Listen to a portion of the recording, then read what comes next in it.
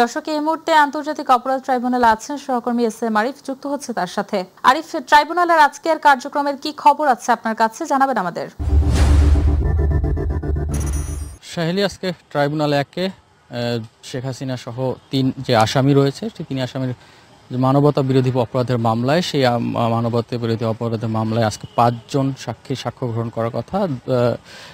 সকালের যে সেশনটি রয়েছে, দুপুরের আগে বিরতির আগে যে সেশনে 2 জনের সাক্ষ্য ইতিমধ্যে গ্রহণ করা হয়েছে। তারা হলেন একজন ফরেন্সিক এক্সপার্ট, সিআইডির forensic expert Shahed Zubayer Lawrence. তিনি তার সাক্ষ্য জবানবন্দি দিয়েছেন এই আদালতে। তিনি প্রথম আজকে এই মামলায় সাক্ষ্য দিয়েছেন 21তম দিনের মতো যে সাক্ষ্য গ্রহণ চলছে সেখানে।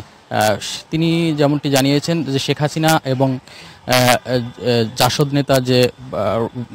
নেতা রয়েছেন, তার যে কথোপকথন, সেই কথোপকথনের বিষয়টি আসলে তিনি নিশ্চিত করেছেন আদালতে।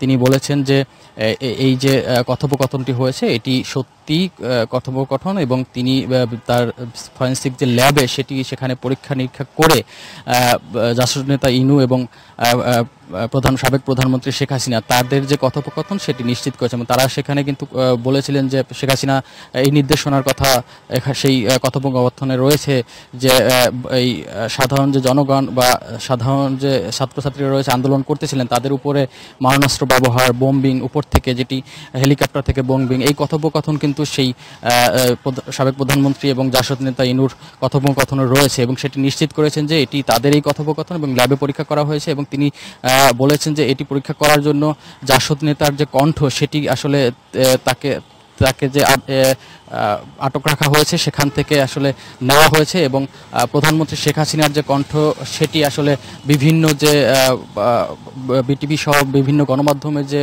বক্তব্য, সেই বক্তব্য থেকে তার কথোপকথনগুলো নিশ্চিত করা হয়েছে এই ফরেন্সিক টেস্টে। তিনি এটি জানিয়েছেন, এবং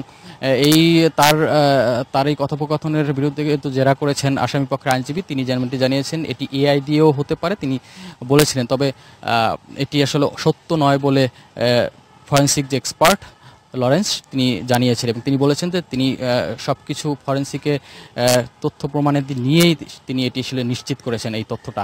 আরেকটি বিষয়, দ্বিতীয় যে সাক্ষী আজকে দিয়েছেন তিনি হলেন একজন ডিবি হেডকোয়ার্টারের একজন ওয়্যারলেস কর্মকর্তা। তিনি তার নাম এএসআই কামরুল ইসলাম।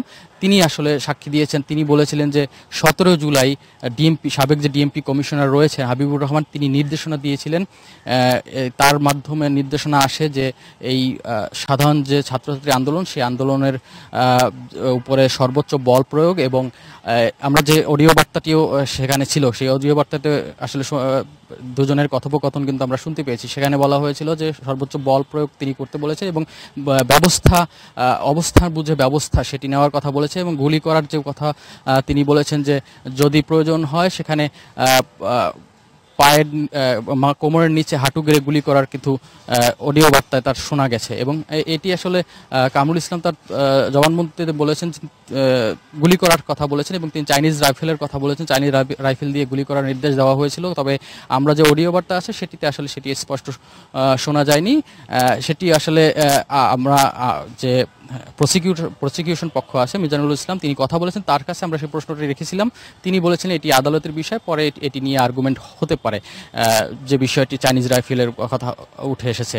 আরও 3 জন সাক্ষী আজকে সাক্ষ্য দেওয়ার কথা, সেখানে আরও একজন ডিএমপির ও ওয়্যারলেস কর্মকর্তা রয়েছেন, বাকি 2 জন আইন শৃঙ্খলা বাহিনী আছে, তাদের সাক্ষ্য আজকে নেওয়া হবে। এবং আজকে ট্রাইব্যুনালে আগে আরও কয়েকটি মামলা ছিল, তার মধ্যে একটি উত্তরার যে হত্যা মামলা, সেখানে 21 জন আসামি রয়েছেন। সেই মামলায় 1 মাসের জন্য তদন্ত শেষ করার জন্য 1 মাস সময় দেওয়া হয়েছে, এবং ট্রাইব্যুনাল 2 আরেকটি মামলা যে সাক্ষ্য সেটি চলমান রয়েছে।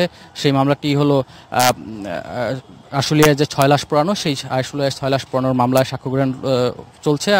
ইতিমধ্যে 5ম তিনি সাক্ষ্য দিয়েছেন একজন শহীদের পিতা, এবং 6ষ্ঠ সাক্ষী কিন্তু সাক্ষ্য গ্রহণ চলছে, তিনি একজন আই উইটনেস। তো এই ছিল আসলে আমার কাছে এখান থেকে সর্বশেষ। আরিফ, আপনাকে ধন্যবাদ। দর্শক, আমাদের সাথে যুক্ত ছিলেন আমাদের সহকর্মী এস.এম. আরিফ, জানাচ্ছিলেন আন্তর্জাতিক অপরাধ ট্রাইব্যুনাল থেকে সেখানকার সবশেষ পরিস্থিতি।